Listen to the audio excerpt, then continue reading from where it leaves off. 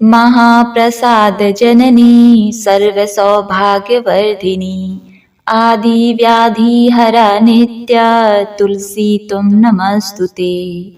आप सभी भक्तों को तुलसी पूजन दिवस की अनेकों शुभकामनाएं। तुलसी पूजन दिवस हर साल 25 दिसंबर को मनाया जाता है। तुलसी के पौधे के धार्मिक और औषधि महत्व को समझते हुए सनातन साधु संतों, महात्माओं और आम लोगों ने इस दिन तुलसी पूजन दिवस मनाना शुरू किया। प्रिय भक्तों, इस पर्व को मनाने की शुरुआत 2014 से हुई और तब से लेकर आज तक क्रिसमस पर्व के दिन सनातन धर्म के लोग पूरी श्रद्धा के साथ तुलसी पूजन दिवस मना रहे हैं। इस दिन कई लोग व्रत रखते हैं और संध्या के समय विधि विधान से तुलसी माता की पूजा करते हैं। तुलसी पूजन के लिए प्रदोष काल का समय बहुत ही शुभ माना जाता है। तुलसी का पौधा हिंदू धर्म में बहुत ही पवित्र माना जाता है। इसे माता लक्ष्मी का अवतार भी कहा जाता है। तुलसी की पूजा करने से घर में सुख, शांति और समृद्धि आती है। सुबह उठकर स्नान करने के बाद तुलसी की पूजा करना सबसे उत्तम माना जाता है और शाम के समय दीपक जलाकर खुशहाल जीवन का आशीर्वाद मांगा जाता है। इस दिन माता तुलसी के मंत्रों का जाप करें। आप तुलसी स्तोत्र का पाठ और कथा का श्रवण भी कर सकते हैं। अंत में तुलसी की 3 बार परिक्रमा अवश्य ही लगाएं। अब आइए तुलसी माता के महिमा कथा का श्रवण करते हैं। प्राचीन काल में एक ब्राह्मण था जो बहुत ही ईमानदार और सत्यवादी था। वह भगवान विष्णु का भक्त था और सदैव उनकी पूजा किया करता था। लेकिन उसके घर में दरिद्रता और परेशानी थी और उसे समझ में नहीं आ रहा था कि क्यों उसकी पूजा अर्चना के बावजूद उसके जीवन में खुशहाली नहीं आ रही। प्रिय भक्तों, एक बार ब्राह्मण जंगल से अपने घर की ओर जा रहा था कि तभी उसे एक ऋषि के दर्शन हुए। ऋषि ने ब्राह्मण से कहा कि उसने भगवान विष्णु की बहुत पूजा की, लेकिन उसके बाद भी उसे कोई फल नहीं मिला, क्योंकि उस ब्राह्मण ने अपने घर में उन्हें स्थान नहीं दिया जो श्री हरि विष्णु प्रिया मानी जाती हैं। ऋषि ने ब्राह्मण को कहा कि वह अपने घर में तुलसी के पौधे की स्थापना करे और फिर रोजाना भगवान विष्णु के साथ ही तुलसी माता की पूजा भी करें। ब्राह्मण ने जब ऋषि से तुलसी के पौधे की स्थापना के लिए शुभ दिवस पूछा तो उन्होंने पौष मास के कृष्ण पक्ष की 10वीं तिथि को शुभ और मंगलकारी बताया। इसके बाद ब्राह्मण ने ऋषि द्वारा बताई गई तिथि पर तुलसी के पौधे को घर में स्थापित किया और पूरी श्रद्धा के साथ संपूर्ण परिवार के साथ मिलकर तुलसी माता की पूजन की, जिससे भगवान विष्णु ने प्रसन्न होकर ब्राह्मण को दर्शन दिए और उसके सभी कष्ट हर लिए।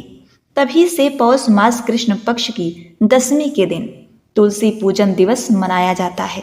और प्रिय भक्तगणों, एक बार इसी प्रकार से तुलसी माता की पूजा अर्चना और उनके कृपा के फल से एक ब्राह्मण को मोक्ष और भगवान की करोड़ों माया मिली। प्राचीन समय की बात है। एक नगर में एक सुशर्मा नामक ब्राह्मण अपनी पत्नी के साथ रहा करता था। वह भगवान विष्णु और माता लक्ष्मी का परम भक्त था। वह भिक्षा मांगकर अपना जीवन गुजारता और भगवान की पूजा में लगा रहता था। वह उतनी ही भिक्षा मांगता जिससे उसके और उसके परिवार का पेट भर सके। उस नगर का राजा बहुत धनवान और ब्राह्मणों का आदर करने वाला था। राजा किसी भी ब्राह्मण को अपने महल से खाली हाथ नहीं जाने देता। दूर दूर से ब्राह्मण राजा के पास आते और मुंह मांगा दान लेकर आशीर्वाद देते हुए चले जाते। एक दिन ब्राह्मण की पत्नी ने ब्राह्मण से कहा कि हे पतिदेव, दूर दूर के ब्राह्मण राजा से मन चाहा दान लेकर जाते हैं और आप यहीं के रहने वाले हैं, परंतु एक भी दिन राजा के पास नहीं गए। यदि आपने ऐसा किया तो जन्म भर कंगाली ही रहेगी। अतः मैं कहती हूँ कि आज आप जाओ और राजा से कुछ मांग कर लाओ। ब्राह्मण ने अपनी पत्नी को समझाते हुए कहा, हे भद्रे, तुम बावरी हो गई हो। हमें धन की क्या आवश्यकता है? हमें इतना तो मिल ही जाता है जिससे हम अपने पेट भर सकें, और राजा का धन अच्छा नहीं होता, वह हमें नहीं लेना चाहिए। ब्राह्मण की पत्नी जिद पर अड़ गई और बोली, मैं आपकी एक भी बात नहीं सुनने वाली हूँ। कब तक हम कंगाली में जीते रहेंगे? आप तो रोज माला लेकर बैठ जाते हो, और अपने बच्चों को क्या खिलाएंगे और क्या पहनाएंगे? जब बच्चे दूसरे बच्चे को पहनते ओढ़ते और खाते पीते देखते हैं तो उनका मन भी लग जाता है। आज आप राजा के पास जाओ, राजा बहुत ही भला व्यक्ति है, वह हमें जरूर मुंह मांगा दान देगा। विवश होकर ब्राह्मण राजा के महल की ओर चल दिया, पर राजा उस समय महल में नहीं था। ब्राह्मण को वापस लौटना पड़ा। दूसरे दिन ब्राह्मण की पत्नी ने ब्राह्मण को फिर से महल भेजा, परंतु राजा फिर से महल में नहीं मिला। तीसरे दिन राजा महल में मिल गया और उसने ब्राह्मण का स्वागत किया और उसे आसन पर बिठाया तथा 2 दिन ना मिल पाने के लिए क्षमा मांगी। राजा ने कहा, हे ब्राह्मण देव, मैं आपकी क्या सेवा कर सकता हूँ? ब्राह्मण ने कहा, हे राजन, जो मैं मांगू वह आप दे सकेंगे? राजा ने कहा, हाँ, कहिए, मैं आपकी क्या सेवा कर सकता हूँ? ब्राह्मण ने निवेदन किया, महाराज, मैं कुछ और चाहता नहीं, बस आप मुझे अपने पसीने की कमाई से 4 पैसे दान में दे दीजिए। ब्राह्मण की बात सुनकर राजा चौंक गया और सोचने लगा, खजाने में बहुत सारा धन पड़ा है, पर मेरे मेहनत की 1 कौड़ी भी नहीं है। राजा ने ब्राह्मण से कहा, हे ब्राह्मण देव, आप मुझे 1 दिन का समय दें, मैं कल आपको आपका मुंह मांगा दान दे दूंगा। अब इधर ब्राह्मण को जब खाली हाथ देखा तो उसकी पत्नी बोली कि क्या हुआ, राजा ने कुछ नहीं दिया क्या? ब्राह्मण बोला, राजा ने कल देने के लिए कहा है। ब्राह्मण की पत्नी सोचने लगी, शायद उन्होंने बहुत सारा धन मांगा होगा और राजा को इसकी व्यवस्था करने में समय लग रही होगी, इसलिए कल बुला रहे हैं। अब दूसरी ओर राजा अपने राजसी कपड़े बदलकर फटे पुराने कपड़े पहने और मजदूर जैसा भेष बना लिया। जब राजा की पत्नी ने देखा और कारण पूछा तो राजा ने सब कुछ बताया। रानी बोली, मैं भी आपके साथ चलूंगी। राजा के हाँ कहने पर उस दान के धन में सम्मिलित होने के लिए रानी भी खुशी खुशी साड़ी पहनकर तैयार हो गई। इस प्रकार राजा रानी मजदूर की तलाश में शहर निकले। लुहार के मोहल्ले में जाकर राजा ने आवाज लगाई, अरे भाई, क्या किसी को मजदूर चाहिए? आखिर में एक लुहार ने उन्हें बुला लिया, जो हल पर फाल चढ़ाने की तैयारी कर रहा था। उसने राजा से कहा, देखो, तुम्हें पहले खलाद ओढ़नी पड़ेगी और जब आग आ जाए उसके बाद घन पीटना होगा। फिर रानी की ओर देख कर कहा कि तुम्हें कुएं से पानी निकालकर हौदी भरनी पड़ेगी और कोयले वाले घर से कोयला लेकर भट्टी में डालना होगा। तुम दोनों को दिन भर में 2-2 आने मिलेंगे। अब काम पसंद हो तो बोलो, नहीं तो अपना रास्ता नापो। राजा रानी लोहार के बताए काम को करने लगे।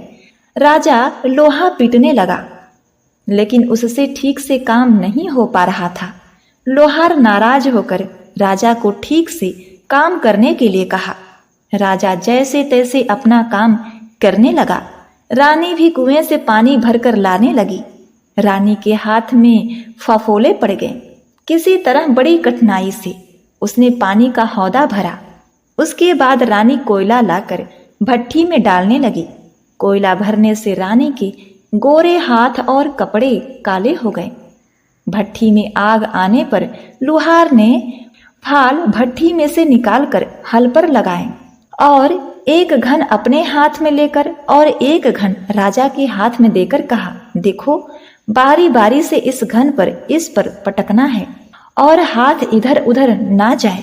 राजा जोर जोर से घन पटकने लगा, लेकिन उसका निशाना ठीक नहीं बैठता था। कभी घन फाल से नीचे गिरता तो कभी हल पर। मजदूर का यह हाल देखकर लुहारिन बड़बड़ाती हुई आई और लुहार से कहने लगी, तुमने कहाँ से नौसिखिए मजदूर को काम पर लगाया है? इससे काम भी नहीं होता। यह काम बनाने के बजाय काम बिगाड़ रहा है।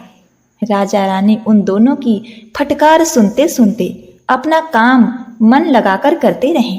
घन पटकते पटकते राजा का शरीर पसीने से तर हो गया। जोर जोर से सांसें चलने लगी। रानी भी पानी भरते भरते, कोयला झोंकते झोंकते थक कर चूर हो गई। दोनों ने पूरे दिन बहुत ही मेहनत की। लुहार ने रानी को 2-2 पैसे दिए, जिसे वह प्रसन्नता के साथ लेकर महल में आ गए। आज उन्हें पता चला कि मेहनत की कमाई कैसी होती है। राजा ने 4 पैसे अलग रख दिए और अगले दिन ब्राह्मण को बुलाकर उसे दे दिए। ब्राह्मण राजा को आशीर्वाद देकर घर लौटा और ब्राह्मणी से कहा, लो, मैं राजा के यहाँ से दक्षिणा लेकर आया हूँ। ब्राह्मणी खुश होकर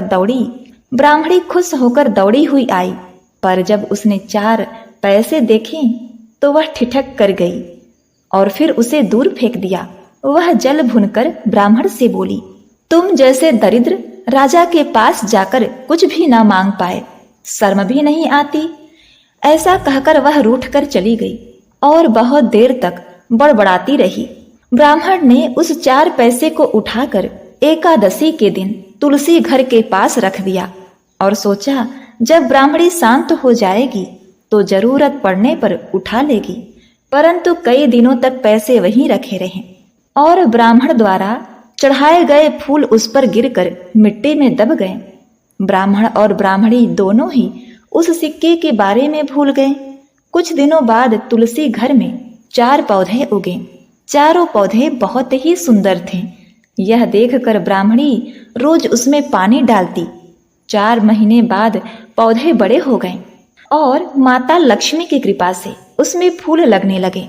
फूल सूखने पर इससे मोती झड़ने लगे। ब्राह्मण और ब्राह्मणी ने जीवन में कभी भी मोती नहीं देखे थे। वह समझे कि कोई बीज है। हर रोज कई फूल झड़ते और बहुत मोती पूरे तुलसी घर में बिखर जाते।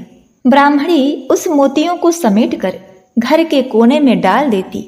इस तरह वहां मोतियों का ढेर लग गया। एक दिन एक सब्जी वाली आई। ब्राह्मणी को सब्जी लेनी थी, पर उसके पास पैसे नहीं थे। उसने जब सब्जी वाले से कहा कि हे बहन, क्या तुम इस चमकदार चीज के बदले सब्जी दे सकती हो? सब्जी वाले ने देखा तो वह पहचान गई कि यह तो मोती है। उसने खुशी खुशी ब्राह्मणी को उन मोती के बदले उसकी मनपसंद सब्जी दे दी। अब से हर रोज ऐसा होने लगा। ब्राह्मणी और सब्जी वाली दोनों खुश थे। सब्जी वाली यह सोचकर खुश थी कि मुझे 1 पैसे की तरकारी के बदले हजारों का माल मिलता है, और ब्राह्मणी यह सोचकर खुश थी कि इन मामूली बीजों के बदले उसे सब्जी मिल जाती है। इस प्रकार कई महीने बीत गए। उधर राजमहल में कई राजहंस थे जो मोती चुगा करते थे। राजा का यह नियम था कि जब राजहंस मोती चुगते थे उसके बाद ही राजा और उसका परिवार भोजन करता था। एक समय राजा का सारा धन उन मोतियों को दान देने में खर्च हो गया। अब राजा को मोती खरीदने के लिए पैसे तक नहीं बचे। यह खबर पूरे नगर में फैल गई। ब्राह्मण और ब्राह्मणी को जब यह बात पता चला तो उसने यही विचार किया कि राजा बहुत दानी और नेक दिल का है। उसने अपना सब कुछ दान कर दिया, यहाँ तक कि शायद उसके पास खाने को भी कुछ नहीं है। ऐसी हालत में हमें उन लोगों की सहायता करनी चाहिए। एकादशी का व्रत था। ब्राह्मण ने व्रत धारण किया हुआ था। उसी दिन ब्राह्मण ने ब्राह्मणी से कहा, अगर तुम कहो तो उसमें से कुछ बीज राजा को दे दूं। ब्राह्मणी कहती है कि इससे सब्जी और खाने की चीजें मिलती हैं। मैं रोज इसके बदले सौदा लिया करती हूँ। ऐसा कहकर ब्राह्मणी 1 टोकरी बीज भरकर लाई और ब्राह्मण राजा के पास पहुंचा और उसे वह मोती दान में दे दिए और राजा को सारी बात बताई। राजा उन मोतियों को देखकर चौंक गया। उसने मोती राजहंस को दिए। राजहंस उन्हें चुगने लगे। यह देखकर राजा ने ब्राह्मण से कहा, हे ब्राह्मण देव, 1-1 मोती सैकड़ों रुपए का है। सच बताइए, आपके पास इतने मोती कहाँ से आए? ब्राह्मण बोला, महाराज, ऐसे बीज तो हमारे घर पर बहुत हैं। और राजा को पूरी बात बताई। राजा अपने मंत्रियों के साथ ब्राह्मण के घर पहुंचे और उस 4 पेड़ों को देखा तो वह 4 पेड़ कुछ और नहीं तुलसी के थे। तुलसी के पेड़ में मोती झड़ रहे थे। जब राजा ने गहनता से इस बात की पूछताछ की तो उन सिक्कों वाली बात सामने आई। जब तुलसी के पेड़ को देखा तो उसकी जड़ के पास वही सिक्के चिपके हुए थे। अब ब्राह्मण ब्राह्मणी को पता चला कि उसके पास तो करोड़ों की दौलत है जिसे वह साधारण बीज समझते थे। ब्राह्मण ने सोचा कि मेरे लिए किस काम का है। ऐसा सोचकर ब्राह्मण ने सारे मोती राजा को दान में दे दिए। यह सारा वृत्तांत क्षीर सागर में बैठे भगवान विष्णु और माता लक्ष्मी देख रहे थे। भगवान विष्णु ने कहा, हे लक्ष्मी, आपने देखा तुलसी लक्ष्मी और मेरी पूजा करने से उस ब्राह्मण को कितना पुण्य फल मिला। अब उसे और उसके परिवार को अंत में वैकुंठ की प्राप्ति होगी। वह सभी पापों से मुक्त होकर धन्य धान से परिपूर्ण हो जाता है और सुखपूर्वक जीवन व्यतीत करता है। तो बोलिए तुलसी मैया की जय हो, जय माता लक्ष्मी। प्रिय भक्तगणों, आइए अब श्रवण करते हैं तुलसी महारानी जी की चालीसा। श्री तुलसी महारानी करो विनय सिरनाय, जो मम हो संकट विकट दीजय मात नशाय। नमो नमो तुलसी महारानी, महिमा अमित न जाय बखानी। दियो विष्णु तुमको सन्माना, जग में छायो सुयस महाना। विष्णु प्रिया जय जयति भवानी, तिहु लोक की हो सुख खानी। भगवत पूजा करे जो कोई, बिना तुम्हारे सफल न होई। जिस घर तब नहीं होय निवासा, उस पर करहि विष्णु नहीं वासा। करे सदा जो तब नित नियम सुमिरन, तेहि के काज होय सब पूरन। कार्तिक मास महात्म तुम्हारा, ताको जानत सब संसारा। तब पूजन जो करे कुवारी, पावे सुंदर वर्ष कुमारी। करे जो पूजा नित प्रति नारी, सुख संपत्ति से होय सुखारी। वृद्धा नारी जो करे जो पूजन, मिले भक्ति होवे पुलकित मन।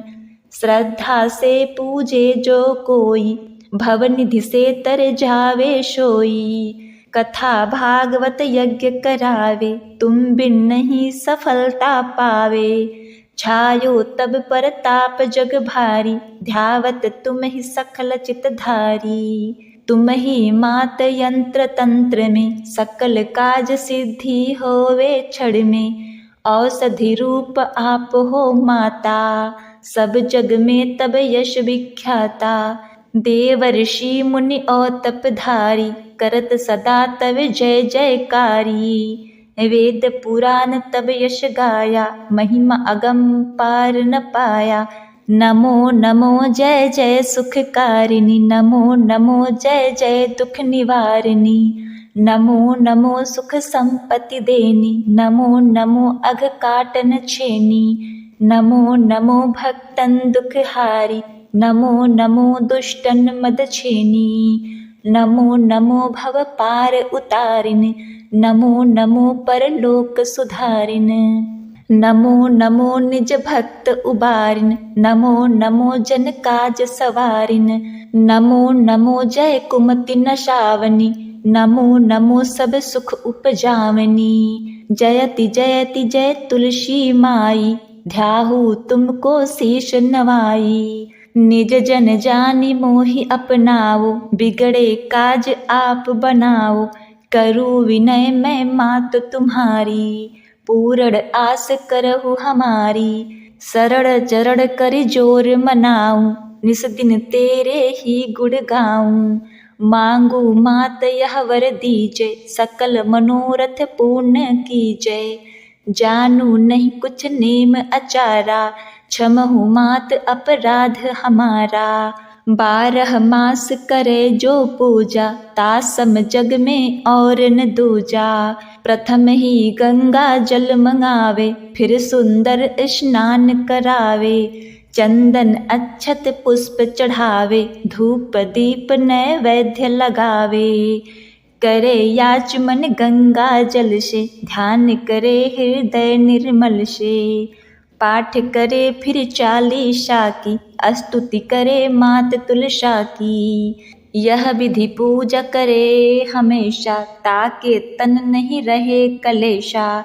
करे मास कार्तिक का साधन, सोवे नित पवित्र सिंधु हुई जाहिय। है यह कथा महासुखदाई, पढ़े सुने सो भव तर जाई।